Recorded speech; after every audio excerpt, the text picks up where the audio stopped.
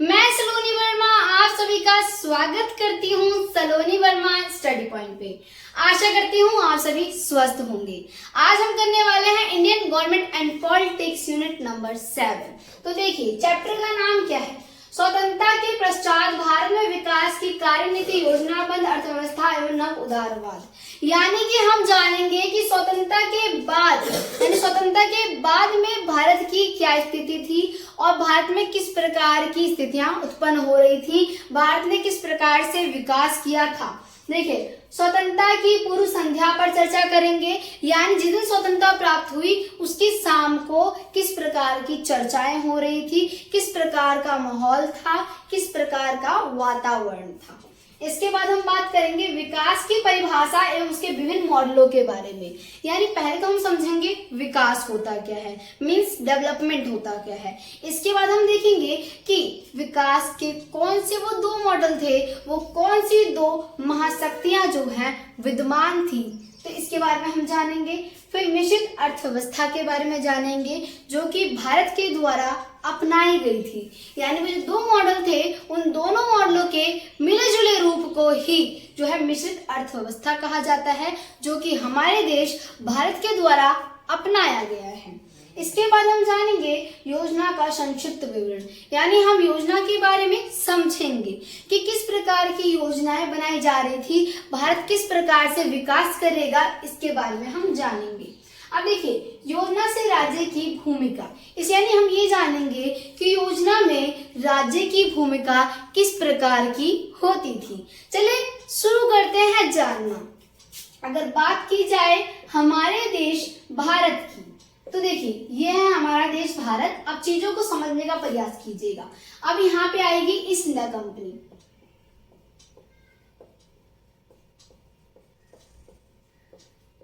अब east India company Bharat कब आई, पहले ये जानेंगे। 1608 में ईस्ट इंडिया कंपनी कहाँ आई, हमारे देश भारत में ईस्ट इंडिया कंपनी यहाँ पर आई। अब मंसूबा क्या है पहले ये जानते हैं। तो यहाँ पे आई थी व्यापार करने के लिए। देखिए अब ईस्ट इंडिया कंपनी भारत किसके आई थी, व्यापार करने के लिए भारत आई थी ईस्ट इंडिया कंपनी। और भारत किस लिए प्रसिद्ध था पहले ये जान लेते हैं।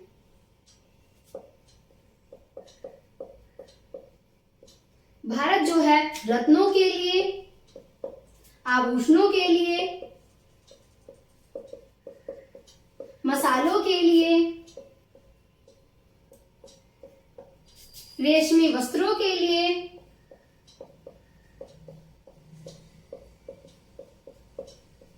और सूती कपड़ों के लिए।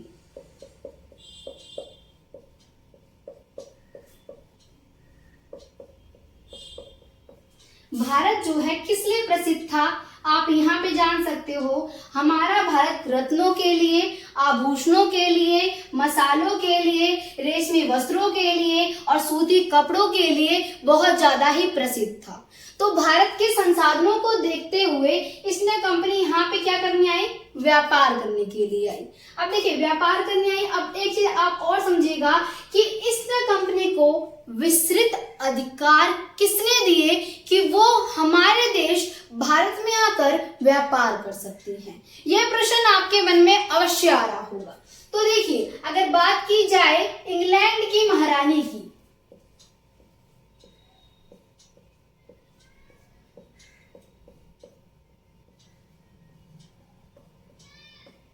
महारानी जो है उन्होंने 1600 में एलिजाबेथ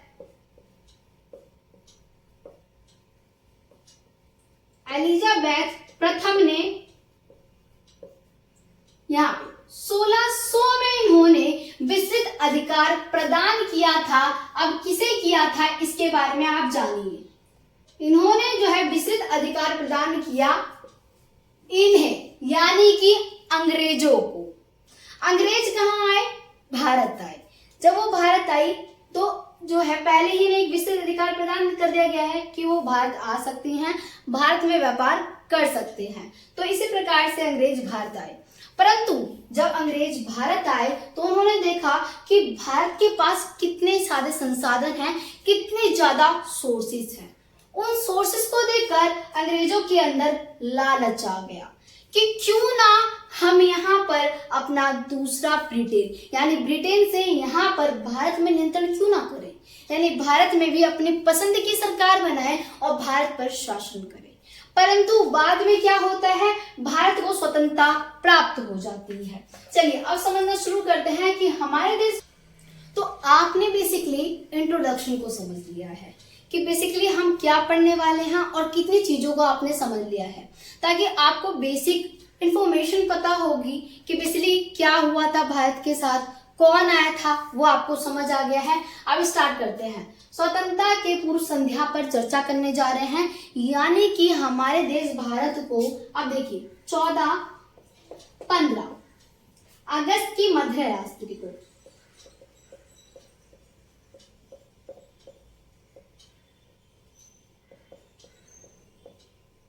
अब देखिए 14-15 अगस्त की मध्य रात्रि को क्या प्राप्त हुआ भारत को, आजादी। अब जब भारत को आजादी प्राप्त हुई 1947 को, तो आप मुझे बताइए कि क्या भारत के लोग बहुत ज्यादा खुश थे, क्या स्थिति थी। अगर बात की जाए 1947 को, तो ये माना जाता है ये बहुत ही त्रासदी का समय था। क्या था ये, त्रासदी का समय था ये। इसमें विस्थापन देखने के लिए मिलता है, हिंसा देखने के लिए मिलती है। आप बोलोगे मैम ये कैसे, आप खुद जानते हो। यानी 1947 को जब हमारा भारत आजाद हुआ था 14-15 अगस्त की मध्य रात्रि को, 1947 को जब हमारा देश भारत आजाद हुआ था, तो उस टाइम भारत जो है बट गया था। ये कहा गया था मुस्लिम लीग के द्वारा। किसके द्वारा, मुस्लिम लीग के द्वारा।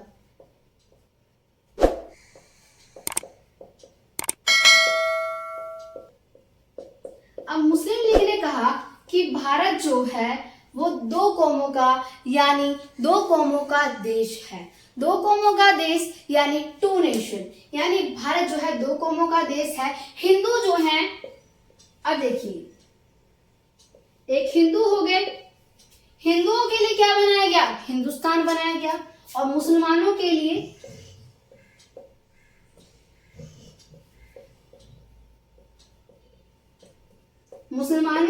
पाकिस्तान का निर्माण किया गया।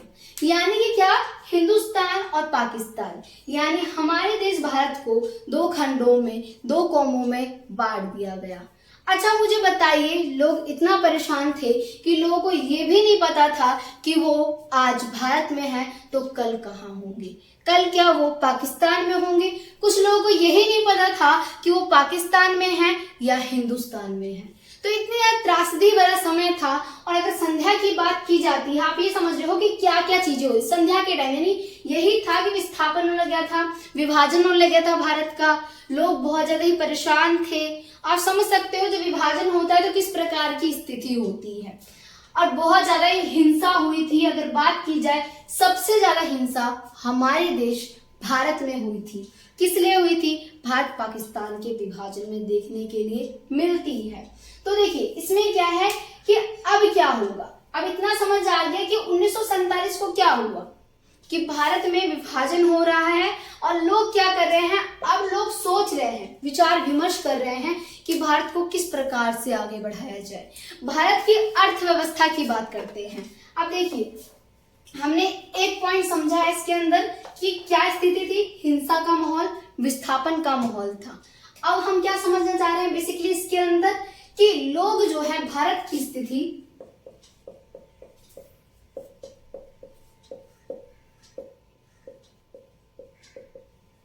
अर्थव्यवस्था जो है ध्वस्त हो गई थी। अब देखिए ध्वस्त क्यों हुई थी, उपनिवेशिक शासन की वजह से हुई थी। उपनिवेशिक शासन यानी अंग्रेजों के शासन के वजह से भारत की अर्थव्यवस्था पूरी तरह से ध्वस्त हो गई थी, समाप्त हो गई थी, बिगड़ गई थी, आप ये कह सकते हैं। तो देखिए दूसरा पॉइंट है, आपको समझ आ गया कि भारत की अर्थव्यवस्था किस प्रकार से ध्वस्त हुई। अच्छा मुझे बताइए, जब भारत की अर्थव्यवस्था ऐसी होगी तो क्या लोगों की स्थिति अच्छी होगी? लोगों की स्थिति निम्न थी। क्या थी लोगों की स्थिति?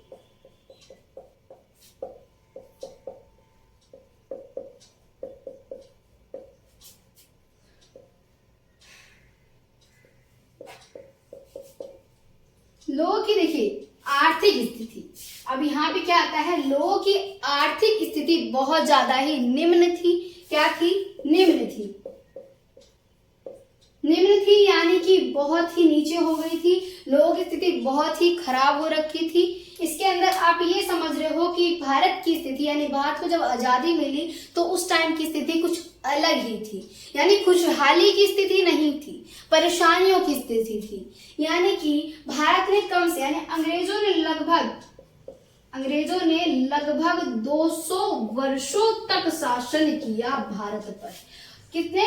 200 वर्षों तक शासन किया किस पे? हमारे देश भारत पर। तो दोबारा से क्या आप चाहते थे कि आप दोबारा से गुलाम बनो किसी भी देश के, यूएसएसआर के या अमेरिका के? नहीं चाहते थे। चलिए अब आगे वही समझते हैं दूसरे पॉइंट के अंतर्गत।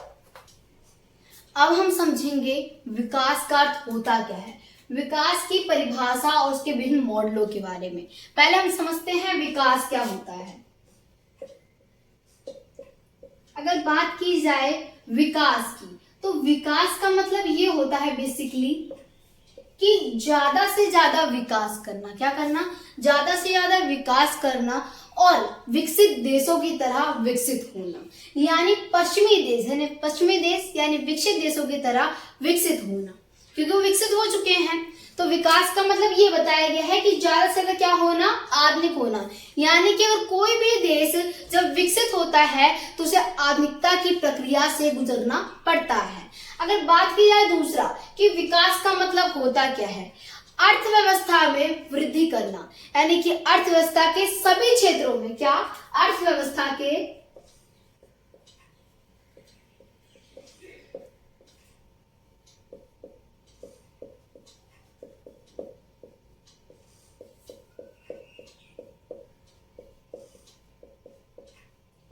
सभी क्षेत्रों में क्या करना? वृद्धि करना। ठीक है, ये इसका मतलब क्या है? विकास है। अगर बात की जाए कि आर्थिक विकास क्या होता है, अब ये समझिए।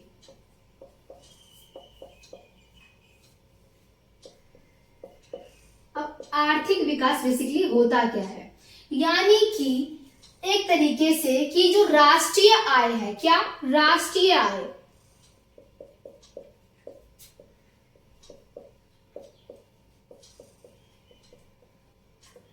राष्ट्रीय आय में वृद्धि करना और क्या करना? साथ में जब राष्ट्रीय आय में वृद्धि करोगे तो क्या दूर होगा? निर्धनता को दूर करना। राष्ट्रीय आय में वृद्धि करके निर्धनता को दूर करना और जीवन को सुखमय बनाना। तो आपको बेसिकली इतना तो क्लियर हो चुका होगा कि विकास, डेवलपमेंट होता क्या है। दो मॉडल कि वो कौन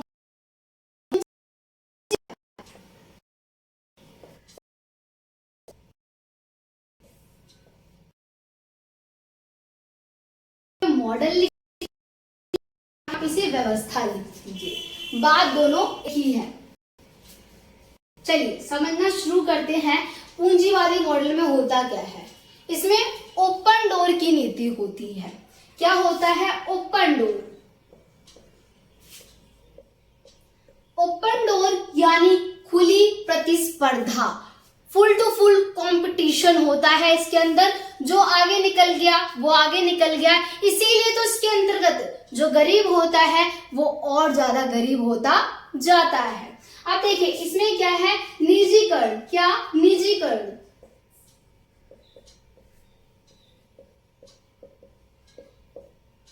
जो निजी व्यवस्था होती है उसे बढ़ाया जाता है ना। निजीकरण का मतलब निजी व्यवस्था को बढ़ाया जाता है ज्यादातर इसमें। अगर बात की जाए संसाधनों की,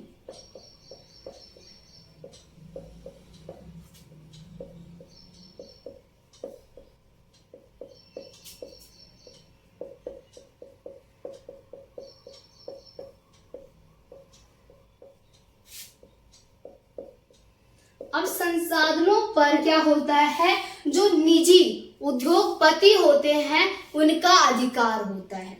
जितना आप अमीर हुए उतने संसाधन आपके पास है। इसका मतलब ये हुआ यानी आप देख रहे हो इसके अंदर ओपन डोर की नीति है, फुल टू फुल कंपटीशन है, इसमें कंपटीशन ज्यादा होता है, इसीलिए गरीब और ज्यादा गरीब होते जाते हैं।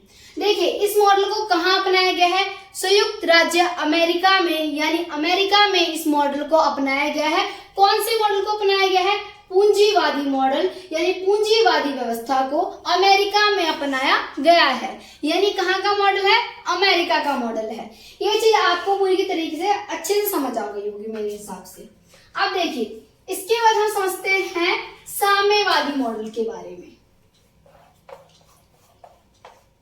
देखिए साम्यवादी व्यवस्था के अंदर होता क्या है? साम्यवादी व्यवस्था के अंदर ये जो है यूएसएसआर के द्वारा अपनाई गई है, ये बात आपको पूरी तरीके से क्लियर हो चुकी है। इसका निजीकरण का इसमें क्या कहता है? विरोध किया जाता है, यानी निजीकरण को नहीं माना जाता है। इसका मतलब आप कटु आलोचना की जाती है। इसके बाद संसाधनों पर किसका अधिकार है? राज्य का अधिकार है। यहाँ तक कि उत्पादन जो होते हैं, क्या उत्पादनों पर भी, यानी उत्पादनों पर किसका अधिकार है? राज्य का। अब देखिए उत्पादन पर किसका अधिकार? राज्य का। यानी जो जनता उत्पादन कर रही है, कृषि कर रही है, व्यापार कर रही है, जो भी चीजें कर रही है, उसका पूरे का पूरा अधिकार किसके पास जा रहा है? ये देखिए राज्य के पास अधिकार जा रहा है, संसाधनों का अधिकार भी राज्य के पास जा रहा है, और निजीकरण का फुल टू फुल विरोध किया जा रहा है। आप बोल सकते हो पूरी की पूरी शक्ति किसके पास है? राज्य के हाथ में पूरी की पूरी शक्ति दी गई है। किसमें? साम्यवादी व्यवस्था के अंतर्गत। अब चलिए समझना शुरू करते हैं मिश्रित अर्थव्यवस्था, जो कि हमारे देश भारत में अपनाई गई है।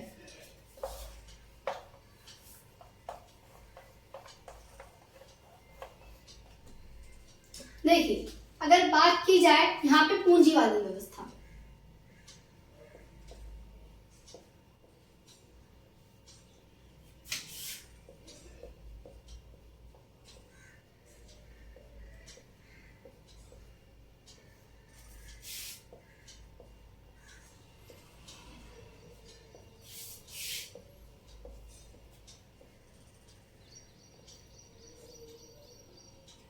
देखिए ये दो मॉडल हैं, आपने समझ लिया है पूंजीवादी मॉडल होता क्या है।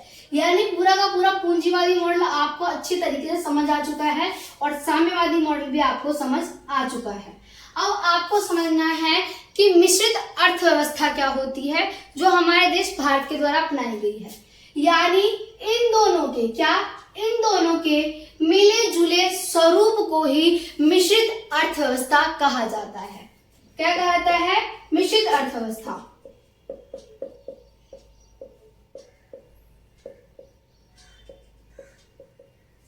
यानी कि कुछ चीजें पूंजीवादी मॉडल से ली गई हैं, तो कुछ चीजें साम्यवादी मॉडल से ली गई हैं। यानी कि भारत के स्वतंत्रता सेनानियों को जो जो चीजें साम्य और पूंजीवादी, यानी इन दोनों के मिश्रण में जो जो चीजें अच्छी लगी, उन दोनों के मिश्रण से कौन सी व्यवस्था बनाई गई? मिश्रित अर्थव्यवस्था का निर्माण किया गया। अब देखिए इसके अंतर्गत होता क्या है, यानी जो संसाधन होते हैं उस पर किसका अधिकार होगा? संसाधनों पर ज्यादातर अधिकार आपको देखने मिलेगा कि इसमें सरकार और साथ में जो निजी उद्योगपति होते हैं उन दोनों के अधिकार होते हैं। यानी कहीं ना कहीं मिला जुला स्वरूप है। इसके बाद आपको देखने के लिए मिलेगा कि ज्यादातर आप देखोगे जो अर्थव्यवस्था होती है, अर्थव्यवस्था में किसका हस्तक्षेप होता है? तो अर्थव्यवस्था में भारत में सरकार का भी और उद्योगपति दोनों का ही हस्तक्षेप देखने के लिए मिलता है। तो इसीलिए इसे क्या कहा जाता है? भारत की अर्थव्यवस्था को मिश्रित अर्थव्यवस्था, यानी इन दोनों का मिला जुला स्वरूप है, जो बाद में इसका नाम क्या पड़ा है? मिश्रित अर्थव्यवस्था इसका नाम दिया गया है। अब रुको तो चलिए इसके थोड़े पॉइंट जान लिए जाए मिश्रित अर्थव्यवस्था के। तो इसमें क्या है, जो संसाधन होते हैं, क्या